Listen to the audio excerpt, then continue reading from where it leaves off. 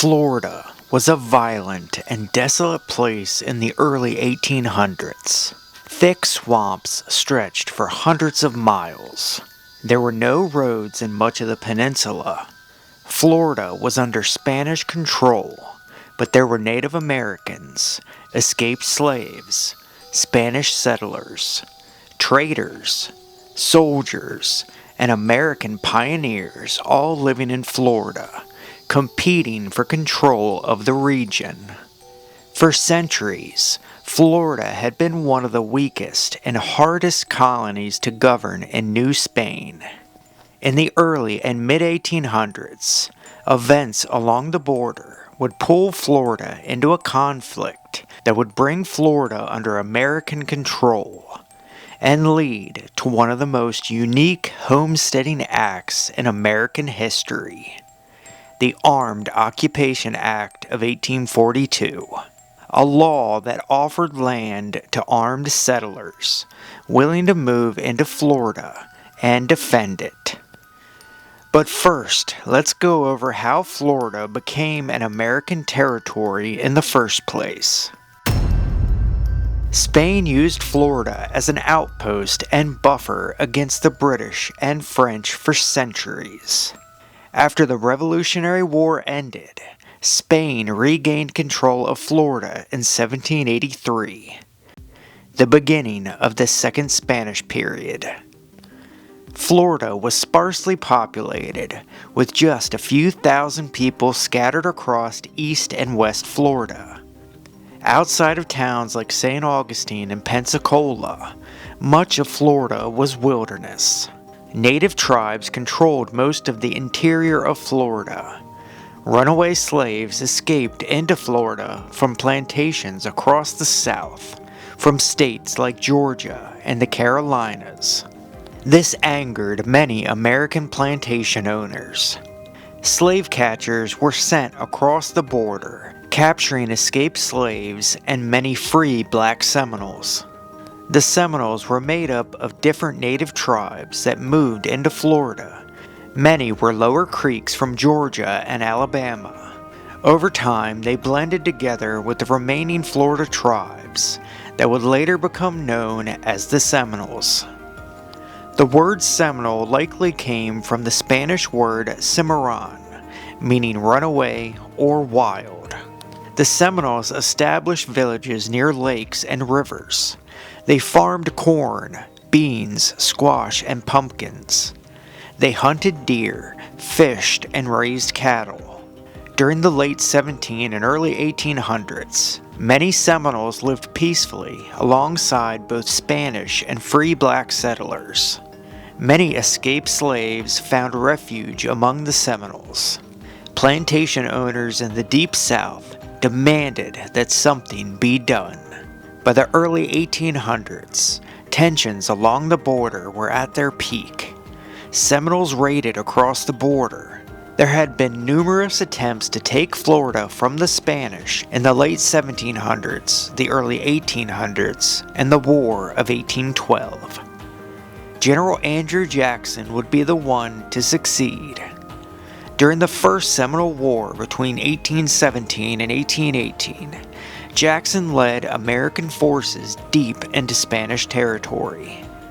The United States claimed it was pursuing hostile Seminoles responsible for raids across the border, but Jackson had a plan to seize the territory once and for all. His troops attacked the Seminoles, destroyed their settlements, and captured the Spanish forts at St. Mark's and Pensacola. Jackson also arrested and executed 2 British citizens that were accused of selling weapons to the Seminoles. Spain was outraged. They were already in negotiations with Secretary of State John Quincy Adams to sell Florida. Spain ended negotiations and sought help from Britain. But the Spanish Empire was weakening across the Americas, and Britain refused to help. In 1819, Spain and the United States signed the Adamoins Treaty.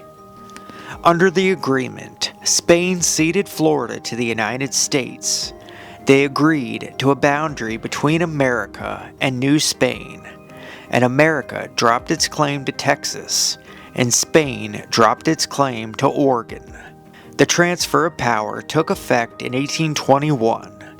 After 300 years of Spanish rule, Florida was now an American territory. When the United States took control, Florida's population remained extremely low. In 1820, before the territory was formally organized, Florida's population was just a few thousand. Most of the peninsula was undeveloped. Travel was difficult.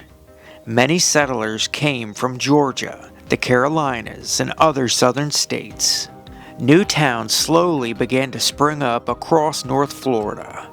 Towns like Micanopy, the first American town in the Florida Territory. In 1822, the United States officially organized the Florida Territory. Tallahassee was later selected as the territorial capital because it sat between Pensacola and St. Augustine.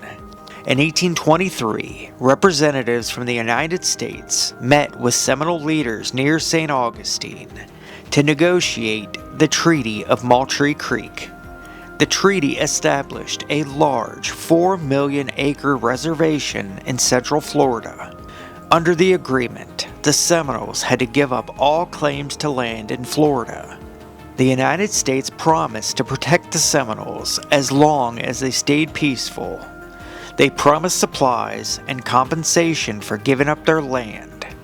They agreed that no white man would settle on the reservation, and agreed to provide a year's worth of rations.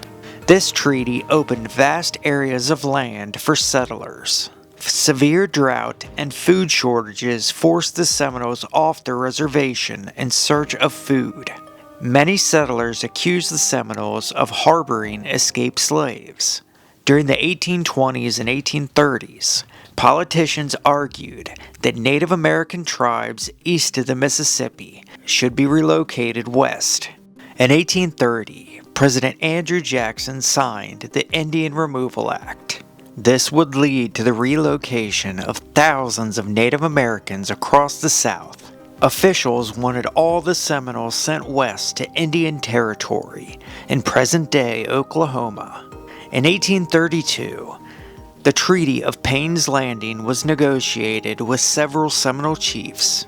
Under the treaty, the Seminoles agreed to relocate west if the land proved suitable. Later, after a delegation of 7 chiefs visited the territory, the United States claimed that the Seminoles had accepted. But after returning home, some of the leaders argued that they had been pressured into signing or were forced. Leaders like Osceola were vocal about challenging the United States. By the mid-1830s, Florida had become a powder keg. The Treaty of Payne's Landing had deeply divided the Seminoles. At the center of resistance stood one of the most famous figures in Florida's history, Osceola.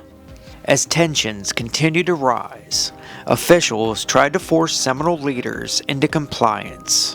One of the key figures involved was Indian agent Wiley Thompson. Thompson had banned the sale of firearms and ammunition to the Seminoles. In late December 1835, Major Francis Dade led around 110 soldiers north from Fort Brooke towards Fort King near modern-day Ocala. Seminole warriors were posted along the road, scouting out the Army's position. The Seminoles had made their decision. They would fight. On December 28, 1835, near modern-day Bushnell, Florida, around 25 miles from Fort King, the column entered a stretch of pine forest and palmetto. It was a chilly, rainy day. Major Dade allowed soldiers to keep their muskets under their greatcoats, to keep their powder dry. He believed that they were now safe, since an attack would most likely have come in the march during a river crossing or in the thick woods to the south. As the men marched, a single shot rang out. Major Dade and half of his men fell instantly. Then chaos erupted. Seminole warriors, around 180 strong, opened fire from behind the trees and palmetto thickets.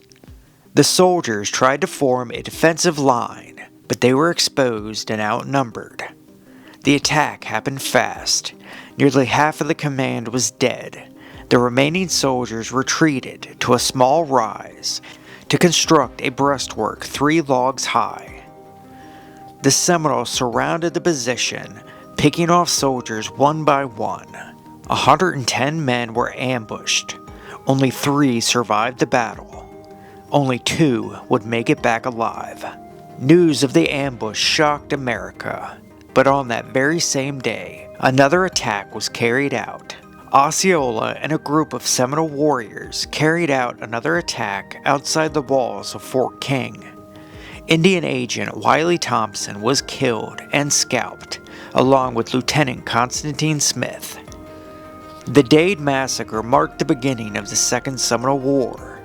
It would become the longest and costliest Indian war in American history. The Second Seminole War lasted from 1835 to 1842. The Seminoles fought with guerrilla tactics. They launched sudden ambushes before disappearing into the wilderness. Soldiers had to deal with intense heat, mosquitoes, disease, and sickness. Most of the troops died from illness rather than battle. The United States government poured enormous resources into Florida. Thousands of soldiers fought in the territory during the war. Hundreds of forts were built across the peninsula. Roads and supply lines were expanded. Despite overwhelming numbers, the Army struggled to defeat the Seminoles. Many settlers living in Florida were filled with fear. Families abandoned their homes and crowded in and around forts and towns for protection. At that same time, American troops were burning Seminole crops and villages. The war devastated much of Central Florida. By the early 1840s, the Second Seminole War had exhausted both sides. The war cost the government tens of millions of dollars. As the war continued, many Seminoles were captured and forcibly moved west to Indian Territory. Others fled south.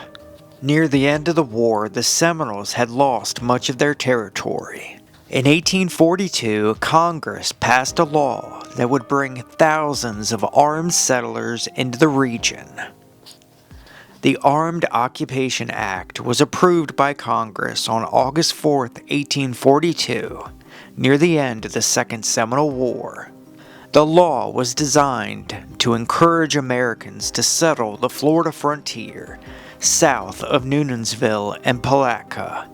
The act created a buffer against any remaining Seminole fighters.